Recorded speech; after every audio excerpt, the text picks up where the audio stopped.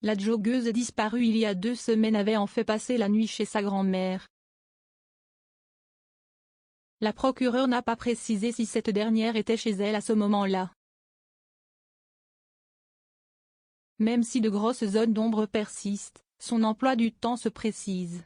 La joggeuse de 17 ans, dont la disparition mystérieuse il y a 2 semaines avait mobilisé jusqu'à 200 militaires en Mayenne, avait passé la nuit au domicile de sa grand-mère, a indiqué vendredi la procureure de la République de Laval. La jeune fille a dormi au domicile de cette femme, à Sablé-sur-Sarthe, à proximité du restaurant où elle était réapparue 24 heures après, a indiqué Céline Meignier, confirmant une information de BFM TV.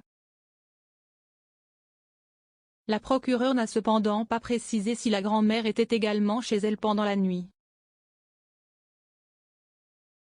L'adolescente avait disparu lundi 8 novembre après être partie de son domicile vers 16 h à Saint-Brice, Mayenne, pour faire un jogging, une activité qui lui était habituelle.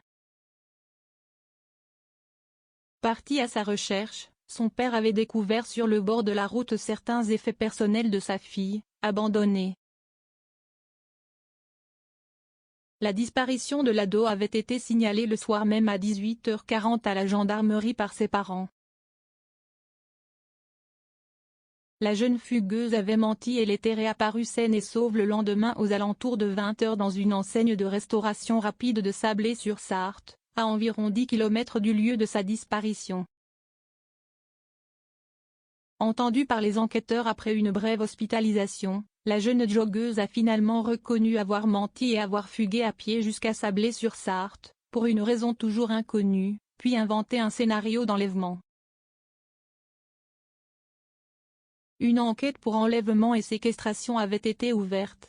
Elle s'est déclarée désolée d'avoir causé une mobilisation aussi importante, et fera l'objet d'une procédure pour dénonciation d'infraction imaginaire, avait précisé Céline Meignier il y a une semaine. Dans un premier temps, la joggeuse avait fait aux gendarmes le récit d'un enlèvement par 2 jeunes hommes la frappant et l'emportant dans une camionnette verte dans une maison d'où elle serait parvenue à s'enfuir en frappant l'un d'entre eux, restée seule, avait-elle précisé. Elle a également reconnu que les blessures qu'elle présentait étaient d'origine accidentelle et qu'elle aurait notamment découpé son t-shirt avec une paire de ciseaux, selon la procureure. 28 commentaires 326 partages partagés sur Messenger partagés sur Facebook partagés sur Twitter partagés sur Flipboard partagés sur Pinterest partagés sur LinkedIn envoyé par mail sauvegarder une faute? Imprimé.